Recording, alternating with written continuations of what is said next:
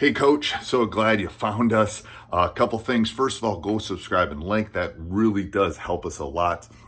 That's the first thing. Second thing is go over and check out teachhoops.com for coaches who want to get better. It's down in the show notes. Hundreds of videos, office hours, one-on-one calls, my personal email address. I will help you become a better basketball coach. So go over and check it out, teachhoops.com, and let's head off to the video.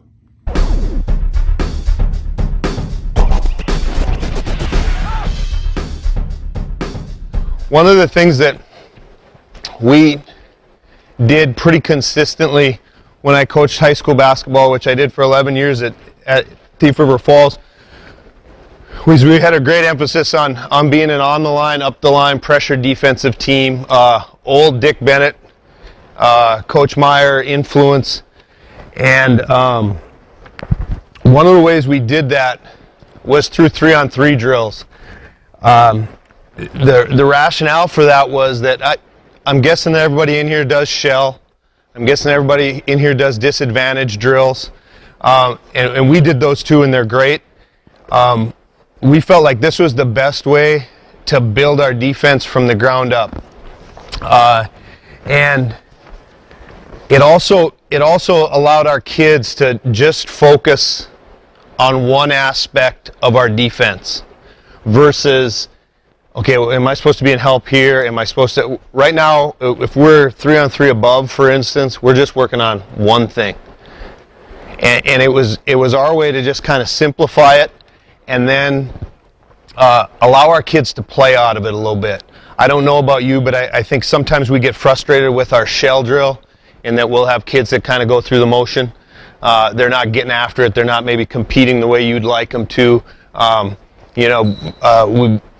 It was a way for us to get some conditioning in for our kids. I don't particularly like running kids. I run them when I get mad at them, but I really would like our practices set up so that we don't have to condition at the end of practice. I don't know how many practices you get in a year, but if you're going to take 15 minutes at the end of every practice to run them, take 15 times all the practices you had and think about all the time they could have been shooting baskets, shooting free throws, doing some of those other things that maybe would have made them a better basketball player. And I'm not suggesting in any way, shape, or form that conditioning doesn't matter. It obviously does. But how can we develop some conditioning within what we're trying to teach? So that was another reason for our 3-on-3 stuff. As I was sitting there listening to Coach Krause, I put a bunch of notes down. And one of the other reasons, one of the things that I really liked about our 3-on-3 in hindsight was it allowed me to use all my assistant coaches. If you've ever worked for a guy or lady that doesn't allow you to coach, that's not a lot of fun. Now, as a high school coach, sometimes you get the English teacher, or somebody that maybe isn't a coach but really wants to help out, and you're in a bind. I coached tennis and golf for a couple years, and nobody wants to see me do that ever again. But you get put in those spots sometimes where we got to help out. And in our 3-on-3 stuff, I would be underneath the hoop. I'd have an assistant on the sideline with our kids, and I'd have one on the other end. And maybe your guy or girl that isn't so doesn't have a great acumen for basketball, you can tell them to watch one particular thing. If they don't pressure shot today, we're going to do push-ups. If they're not blocking out, we're going to do push-ups. Whatever that emphasis is that you need on that given day, you can have them watch that. Coach Meyer, when I was at Northern State, was the absolute best, and I was just a graduate assistant. He was the absolute best at making all his assistants feel wanted and needed. Every day he'd say, "Chris, what do you want to work on in practice?" And I was just kind of trying to feel my way and learn some basketball. I didn't know what I wanted to work on. He was the expert, but he absolutely made me feel involved. So another reason for our 3-on-3 stuff. The reason we played pressure, and I won't go through all of this, the reason we played pressure is because we felt like we could steal a little bit of practice time from teams. Sitting here talking to Coach Galovich, and we played him in a section final a few years ago, and we tried to replicate their matchup zone and their zone press, and it was impossible to do. we actually went out to our junior college where I'm at now and tried to have our junior college team do what they did, and they couldn't even get close. Okay, so find something that you do that you can maybe steal a little bit of practice time as you go into that game, and okay, how do you prepare for Coach Galovich's matchup zone? Well, you really can't. And that was kind of our rationale for playing pressure man-to-man the way that we did. And one of the things, it fit my style, and I can't stand letting guys get open jump shots. If you're going to beat us, you're going to beat us driving it. You're going to earn it in the grand scheme of things. I could deal with that. I could put my head on the pillow at night as long as I wasn't letting somebody just knock down wide open threes against us. So it fit my style, and if I was a defensive coordinator in football, and I wouldn't be for very long, we'd blitz every time. That was kind of our approach with it, and it was a little bit of a roll the dice approach. So before we get started, I'll make some assumptions that obviously we've taught stance and closeouts. We've talked about vision. We talk huge emphasis in defense. We want to teach some toughness every day. I think 3-on-3 teaches some toughness. Hopefully you'll see it here today. You got to have a commitment to making stops. You got to be a little bit offended when somebody scores on you, I think. And then you've developed some trust with your kids that they'll go out and play hard for you. You can't take it all away defensively. I don't want to give up middle yet. I don't want to give up baseline. I don't want to give up the three. I don't want to give up the backdoor cut. You can't take it, and if you can take it all away, it doesn't matter because you're really good anyway. You're going to beat who's ever on your schedule. So for us, we decided there's some things that we absolutely got on our kids about, but some things that we didn't. We rarely hear us get mad at a kid for a backdoor cut, giving up a backdoor cut, for instance, because we're rolling the dice. We're getting up in the passing lanes. Good teams will get that on you once in a while. We know that. Okay, so it was a way for us to develop some trust, and hopefully you've done that through whatever means necessary. One of the things, if you go down to where's the ball, one of the things that we often say to our kids is when they make a defensive mistake, guys, where's the ball? And you play that game with them. Well, what are you guarding? Well, the ball. And I always have to be aware where that's at. At the college level this year, we really struggled being in help when the ball was dribbled. We were pretty good on the pass, but when the ball got dribbled, we really struggled with moving as the ball moved. So one of the things that we say a lot in our practice is, hey guys, where's the ball? You got to know. So girls, if I can get you up here, give me 3 reds.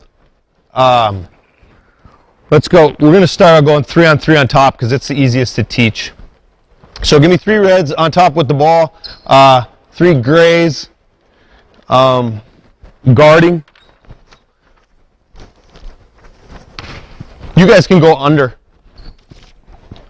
Okay, so the other thing that we did with this is I don't know how you guys handle scouting reports. I hate scouting reports. I think it bogs down your practice. I know you got to have them. We'd get 10 minutes of a scout the day before a game. That's all we'd take for a scout. But as the week went on, if we knew, for instance, that they started their offense with a down screen, we'd work on that every day in our 3-on-3 stuff. And we wouldn't tell our kids about it. We'd just do it. And then in our 10-minute scout, we'd say, okay, this is what they're going to run. This is the base. Really big for us was blowing up teams' first actions, because much different than a course where Coach Krause plays or coaches or Mayville, where maybe you're playing against a school that doesn't have a lot of skilled players. Maybe they have 1 or 2 guys that are really good. If we can blow up that initial action, now all of a sudden somebody else has to make a play, and maybe they're a less skilled kid. Maybe they're that 9th grader that's off the bench. So it was big for us to take away that first initial stuff that they wanted to do. So, for instance, we'll play 3-on-3, and I want you to start it with a down screen. So throw it. Go ahead and make the down screen. Now, again, assuming this has all been taught, stance, vision, talk, all of those things. We always taught our kids to run through the tunnel because when the ball gets passed, she's going to be in help. So she should have been here on the pass, okay? And we're running through the tunnel. Go ahead and fill the top, okay? Now, we always wanted to deny the top. You might not be a deny the top team. That's okay. I think you can run this being a pack team, being however you want to do it. I'm not here trying to tell you should play on the line, up the line. Coach Nickenen at Northland's a pack coach. We got a shot clock. It makes perfect sense to be a pack coach, in my opinion. So that's fine, but it's a means for you to focus on one aspect of the game. Go ahead, girls, and go back. Maybe they start it with a flare. So make your V-cut and flare screen is here on top. Okay, now we'd guard this by chasing over, and then we would deny the top. Okay? That would be what we'd look for in this drill. So right now, we're giving them one thing. Okay? We're going to defend the flare, so you're going to go over the top, you're going to deny it. I don't care. If you back cut, great. Okay? Okay, that's fine. You play off of that. But we're just going to take away this one action because that's the action that we're going to see Friday night when we play Larimore. Okay? Whoever. All right? Okay, so start it here on top. Guard her. Go ahead, guard her. We're going live. Play. Flare it. Flare it. Go. Back cut. Play. Play.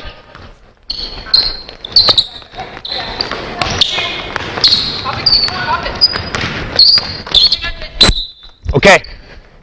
Now, depending on the day and depending on how we feel our kids are reacting, remember like Coach Krause said, the only thing that stops play is the whistle. Our gym's a little cracker box so the ball doesn't go very far. We play off the wall and everything. Okay? So go again, play it live, don't worry about screwing up. All right? V-cut to get open. Flare it. All right? Go over the top. Play it live. Now, one of the things that we, Coach Meyer always talked about was stringing skills together, and he always talked about Coach Knight having dual purpose drills.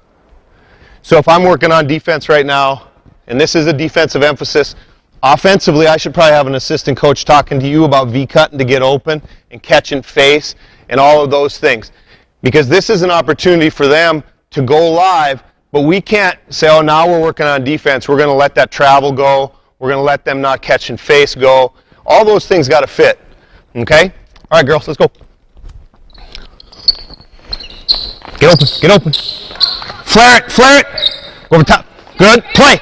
Right away, Elijah.